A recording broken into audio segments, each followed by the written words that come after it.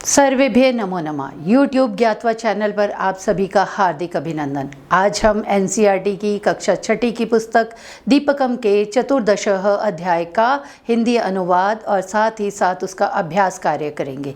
तो चलिए पाठ का प्रारंभ करते हैं हिंदी अनुवाद से। माधवस्य प्रियम अंगम, माधव का प्रिय अंग। पाठ का हिंदी अनुवाद है। माधव नामक एक बालक आसीत्। माधव नाम का एक बालक था। स्वप्ने स्वशरीरस्य अंगानि दृष्टवान। उसने स्वप्न में अपने शरीर के अंग देखे। तानि परस्परम चर्चाम कुर्वन्ति स्म। वे आपस में चर्चा कर रहे थे। पादः वदति, पैर कहते हैं। अहम श्रेष्ठः, मैं श्रेष्ठ हूँ। मम कारणेन माधवः चलति, मेरे कारण माधव चलता है। हस्तः अनुक्षणम वदति, उसी क्षण हाथ कहते हैं। अरे अरे, मम कारणेन माधवः लिखति, मेरे कारण माधव लिखता है। गृही कार्यम करोति, घर का काम करता है। वस्तूनि आनयति च, और वस्तुएं लाता है।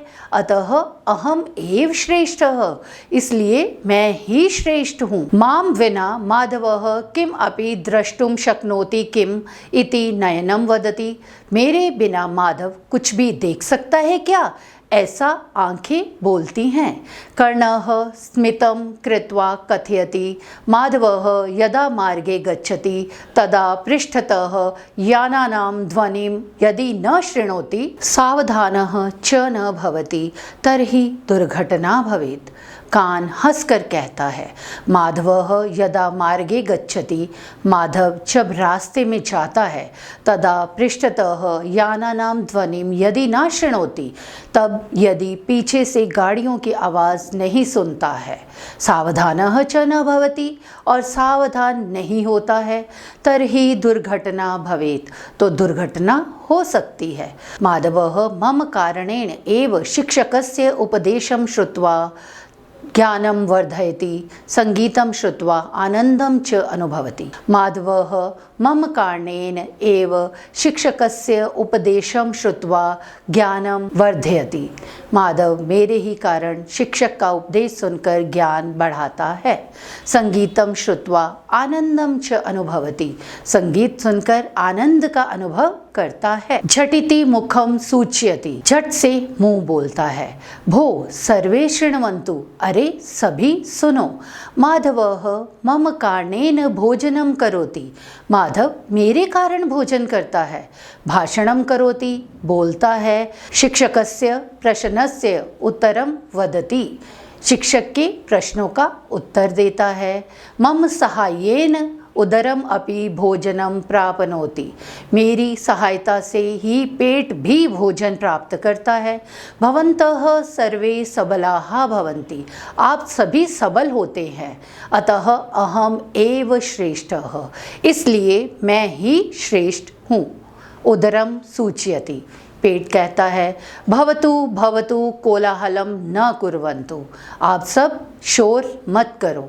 वयम सर्वे माधवम एव पृच्छाम, हम सभी माधव से ही पूछते हैं।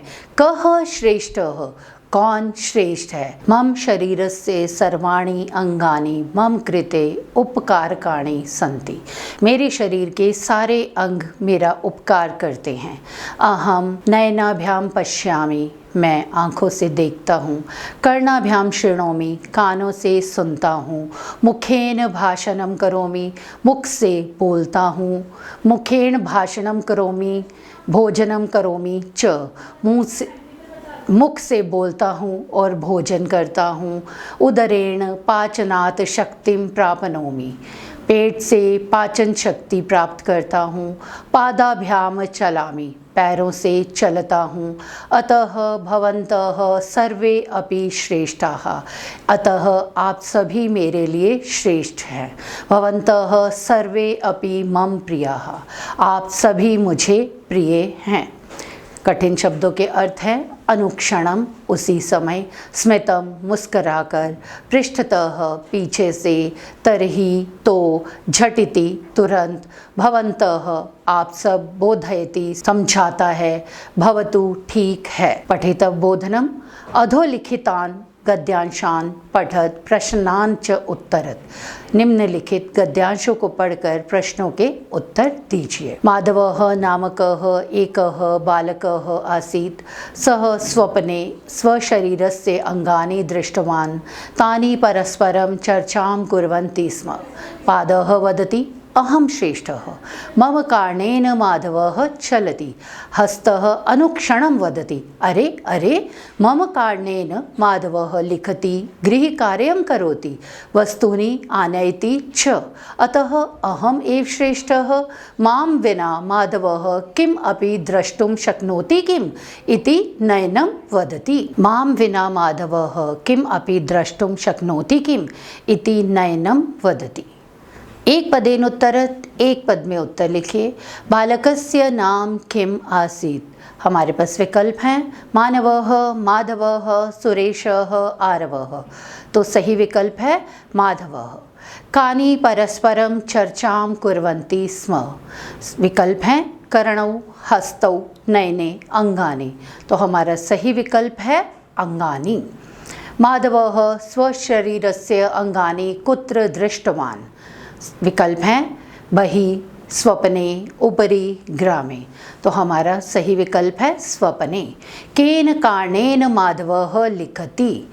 विकल्प हैं हस्तेन, मुखेन, अंगेन, उदरेन। तो हमारा सही विकल्प होगा हस्तेन। पूर्ण वाक्येन उत्तरत, एक वाक्य में उत्तर लिखिए। हस्तः किं वदति। हस्तः वदति अरे अरे मम कारणेन माधवः लिखति, गृहकार्यं करोति, वस्तूनि आनयति। अगला प्रश्न है केन सहायतया माधवः चलति। उसके लिए उत्तर होगा पादेन सहायतया माधवः चलति। भाष्यिक कार्य। प्रदत्त विकल्पेभ्यः उचितम उत्तरम चित्वा लिखत। दिए गए विकल्पों में से उचित उत्तर चुनकर लिखिए। पहला है तानि परस्परम चर्चां कुर्वन्ति स्म। वाक्यै सर्वनाम पदम किम। विकल्प हैं तानि, चर्चां, कुर्वन्ति, परस्परम। तो हमारा सही विकल्प होगा तानि। अगला प्रश्न है अहम एव श्रेष्ठः। अस्मिन् वाक्ये अव्ययपदं चित्वा लिखत। हमारे विकल्प हैं अहम, एव, श्रेष्ठः, एव श्रेष्ठः। तो हमारा सही विकल्प होगा एव। वदति पदस्य कर्तृपदं लिखत। हमारे विकल्प हैं मुखम, हस्तः, नयनम, पादः। तो हमारा इसके लिए सही विकल्प होगा। अगला है चलति पदे का नाम धातु। तो हमारे इसके लिए विकल्प हैं चाल, चलत, चल, चला।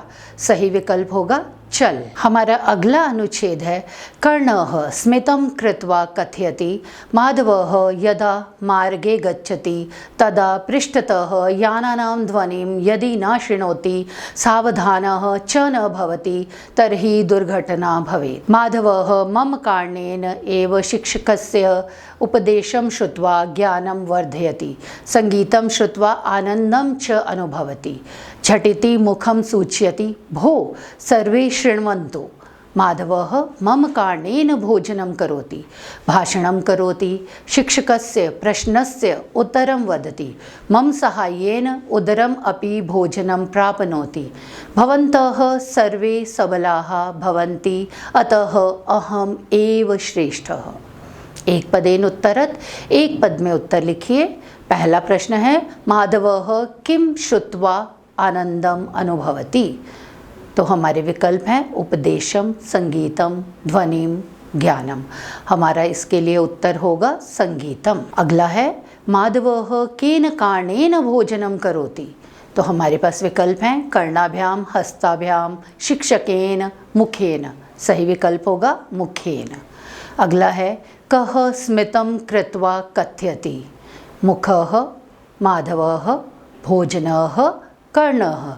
तो हमारा सही विकल्प है कर्णः। अगला प्रश्न है माधवः कस्य उपदेशं शृणोति। विकल्प हैं शिक्षकस्य, जनकस्य, बालकस्य, लतायाः। हमारा सही विकल्प होगा शिक्षकस्य। पूर्णवाक्येन उत्तरत्, एक वाक्य में उत्तर लिखिए। माधवः मुखेन सहायतया किं किं करोति। उत्तर होगा माधवः मुखेन सहायतया भोजनं करोति, भाषणं करोति, शिक्षकस्य प्रश्नस्य उत्तरं वदति। भाषिककार्यं प्रदत्त विकल्पेभ्यः उचितम उत्तरम चित्वा लिखत। दिए हुए विकल्पों में से उचित उत्तर चुनकर लिखिए। कारणेन पदे का विभक्ति, इसके लिए विकल्प है चतुर्थी, सप्तमी, तृतीया, द्वितीया। हमारा सही विकल्प होगा तृतीया। वदति पदे मूल धातु का, विकल्प हैं वाद, वद, वदत, वदति।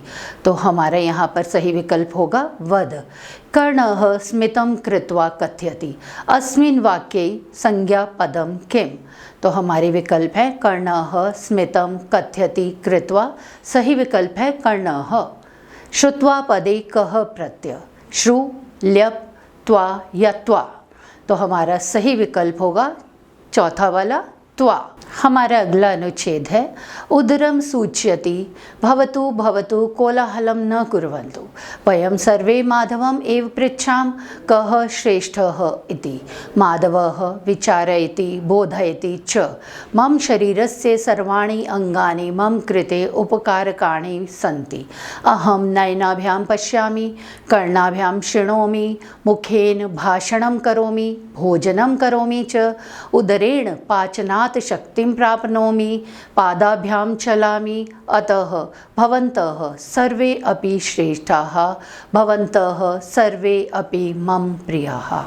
एक पदेन उत्तरत्, एक पद में उत्तर लिखिए। माधवः नयनाभ्यां किं करोति। हमारे पास विकल्प हैं पठति, श्रावयति, चलति, पश्यति। हमारा सही विकल्प होगा पश्यति। हमारा अगला प्रश्न है माधवः केन भाषणं करोति। विकल्प हैं कर्णाभ्यां, हस्ताभ्यां, उदरेन, मुखेन। हमारा सही विकल्प है मुखेन। अगला प्रश्न है ते सर्वे कम पृच्छन्ति यत् कः श्रेष्ठः इति। तो हमारे इसके लिए विकल्प हैं माधवम, माधवः, रामः, कर्णः। तो हमारा इसके लिए उत्तर होगा माधवम। अगला प्रश्न है माधवः काभ्याम चलति। हमारे विकल्प हैं पादई, पादाभ्याम, कर्णाभ्यां, मुखेन। तो हमारा इसके लिए सही विकल्प होगा पादाभ्याम। हमारा अगला प्रश्न है पूर्ण वाक्येन उत्तरत्, एक वाक्य में उत्तर लिखिए। के कोलाहलं कुर्वन्तु। इसके लिए उत्तर होगा शरीरस्य अंगानि कोलाहलं कुर्वन्तु। अगला प्रश्न है के माधवस्य कृते उपकारकाणि सन्ति। उत्तर होगा शरीरस्य सर्वाणि अंगानि माधवस्य कृते उपकारकाणि सन्ति। भाषिक कार्यम प्रदत्त विकल्पेभ्यः उचितम उत्तरम चित्वा लिखत। दिए गए विकल्पों में से उचित उत्तर चुनकर लिखिए। पहला है भवतु कोलाहलं न कुर्वन्तु। अस्मिन् वाक्ये अव्ययपदम किम। हमारे पास विकल्प है भवतु कोलाहलं न कोलाहलं च। तो हमारा सही उत्तर होगा कोलाहलं च। अगला है सन्ति पदे कः पुरुषः। हमारे पास विकल्प है मध्यम, उत्तम, मध्य या प्रथम। तो हमारा यहाँ पर सही विकल्प होगा प्रथम। अगला है कर्णः स्मितं कृत्वा कथयति अस्मिन् वाक्ये संज्ञापदम किम। तो हमारे पास यहाँ पर विकल्प हैं कर्णः स्मितं कथयति कृत्वा। तो हमारा यहाँ सही विकल्प होगा कर्णः। अगला है नयनाभ्यां पदे किम वचनम। हमारे पास विकल्प हैं एक वचनम, द्विवचनम, त्रिवचनम या बहुवचनम।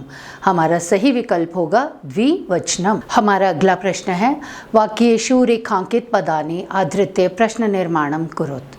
तो इसके लिए हमारा पहला वाक्य है माधवः स्वप्ने स्वशरीरस्य अंगानि दृष्टवान। तो प्रश्न बनेगा माधवः स्वप्ने कस्य अंगानि दृष्टवान। अगला वाक्य है कर्णः स्मितं कृत्वा कथयति। तो इसके लिए प्रश्न बनेगा कः स्मितं कृत्वा कथयति। भवन्तः सबलाः भवन्ति। भवन्तः कीदृशाः भवन्ति। स नेत्राभ्यां पश्यति। तो इसके लिए प्रश्न होगा स काभ्यां पश्यति। अगला वाक्य है मम शरीरस्य सर्वाणि अंगानि मम कृते उपकारकाणि सन्ति। इसके लिए प्रश्न बनेगा मम शरीरस्य कानि मम कृते उपकारकाणि सन्ति। अब हम पुस्तकीय अभ्यास करते हैं। वयम शब्दार्थान जानीमः।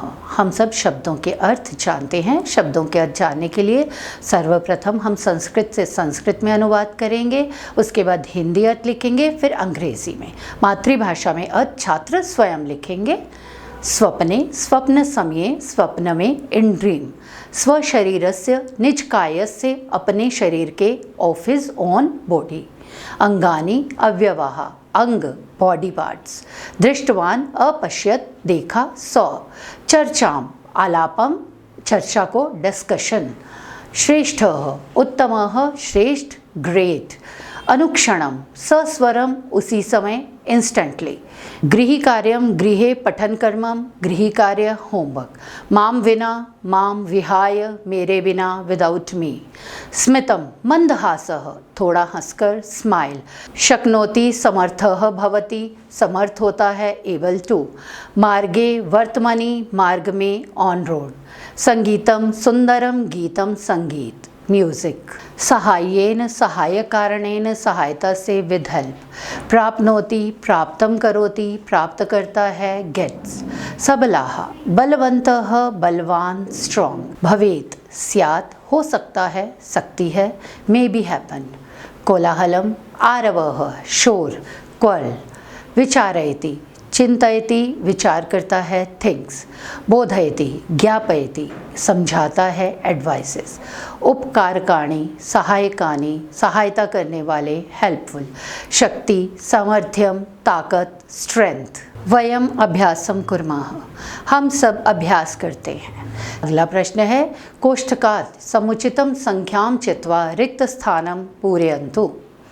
कोष्ठक से उचित संख्या चुनकर रिक्त स्थानों की पूर्ति कीजिए। मम डैश शिरः अस्ति, एकम अनेकम चत्वारि, एकम।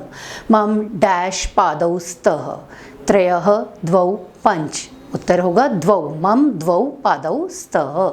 अगला है मम डैश केशाः सन्ति, 10 अष्ट बहवः, हमारा उत्तर होगा बहवः। मम बहवः केशाः सन्ति। मम डैश दन्ताः सन्ति, 4 अष्टाविंशतिः द्वात्रिंशत्, उत्तर होगा द्वात्रिंशत्। मम द्वात्रिंशत् दन्ताः सन्ति। मम हस्तयोः डैश अंगुल्यः सन्ति, 8 10 15, तो हमारा उत्तर होगा 10। मम हस्तयोः 10 अंगुल्यः सन्ति। अगला प्रश्न है कोष्ठकात् समुचितं क्रियापदं चित्वा उदाहरणानुसारं शरीरांगस्य नाम लिखन्तु। कोष्ठक से उचित क्रियापद चुनकर उदाहरण के अनुसार शरीर के अंगों के नाम लिखें। शृणोति, गुल्फः, चिबुकम, कर्णः, उत्तर होगा शृणोति कर्णः। धावति, पादद्वयम, हस्तद्वयम, नयनद्वयम, तो उत्तर होगा पादद्वयम। धावति पादद्वयम। नमति, शिरः, कर्पूरः, चंगा, उत्तर होगा शिरः। सूचयति, अंगुली, नखः, चरणः, तो उत्तर होगा अंगुली। सूचयति अंगुली। लिखति, हस्तः, मणिबन्धः, कटि, उत्तर होगा हस्तः। लिखति हस्तः। अगला प्रश्न है पट्टिकातः शब्दान् चित्वा यथा योग्यम गणेषु लिखन्तु। पट्टिका में से शब्द चुनकर उचित कोष्ठक में लिखिए। सर्वप्रथम हमारे पास जो चित्र है वो हमारे मुख का है, तो हम मुख के हमारे जितने भी अंग हैं उनके नाम लिखेंगे। तो है नासिका, चिबुकम, कपोलः, ललाटम, नयनम। दूसरा चित्र हमारी भुजा का है, तो भुजा के अंगों के नाम लिखेंगे हम। मणिबन्धः, कर्पूरः, हस्तः, भुजः, स्कंदः। तीसरा चित्र हमारे पास हमारी टांग का है, तो हम लिखेंगे जंगा, जानु, उरः। हमारा अगला प्रश्न है कोष्ठकात् समुचितम पदम चित्वा वाक्यानि रचयन्तु। कोष्ठक से उचित पद चुनकर वाक्य बनाइए। अहम डैश गायनम करोमि, तो हमारे पास इसके लिए विकल्प हैं पादेन, नासिक्या, मुखेन, तो उत्तर होगा मुखेन। अहम मुखेन गायनम करोमि। अहम डैश धावनम करोमि, तो हमारे पास विकल्प हैं पादाभ्याम, ललाटेन, कर्पूरेन, उत्तर होगा पादाभ्याम। अहम पादाभ्याम धावनम करोमि। अहम डैश आघ्राणम करोमि। विकल्प है नखै नासिक्या चरणेन। उत्तर होगा नासिक्या। अहम नासिक्या आघ्राणम करोमि। अहम डैश श्रवणम करोमि। विकल्प हैं कर्णाभ्याम नासिक्या अंगुष्ठ्यै। तो उत्तर होगा हमारा कर्णाभ्याम। अहम कर्णाभ्याम श्रवणम करोमि। अहम डैश भोजनम करोमि। विकल्प हैं मुखेन पादेन नासिक्या। तो हमारा उत्तर होगा अहम मुखेन भोजनम करोमि। अगला प्रश्न है पट्टिकातः समुचितं शरीरंगम चित्वा भगिनी कुत्र किम धरति इति सूचयन्तु। पट्टिका में से उचित शरीर के अंगों को चुनकर लिखिए कि बहन कहाँ क्या धारण करती है। भगिनी डैश पादुका द्वयं धरति। भगिनी पादयोः पादुका द्वयं धरति। भगिनी डैश कंकणानि धरति। भगिनी हस्तयोः कंकणानि धरति। भगिनी डैश मुद्रिकां धरति। भगिनी अंगुल्यां मुद्रिकां धरति। भगिनी डैश घटीतंत्रं धरति। भगिनी वामहस्ते घटीयंत्रं धरति। भगिनी डैश कुंडलद्वयं धरति। भगिनी कर्णयोः कुंडलद्वयं धरति। भगिनी डैश उपनेत्रं धरति। भगिनी नेत्रयोः उपनेत्रं धरति। भगिनी डैश कुंकुमं धरति। भगिनी ललाटे कुंकुमं धरति। भगिनी डैश ओष्ठरागं धरति। भगिनी ओष्ठयोः ओष्ठरागं धरति। भगिनी डैश कज्जलं धरति। भगिनी नयनयोः कज्जलं धरति।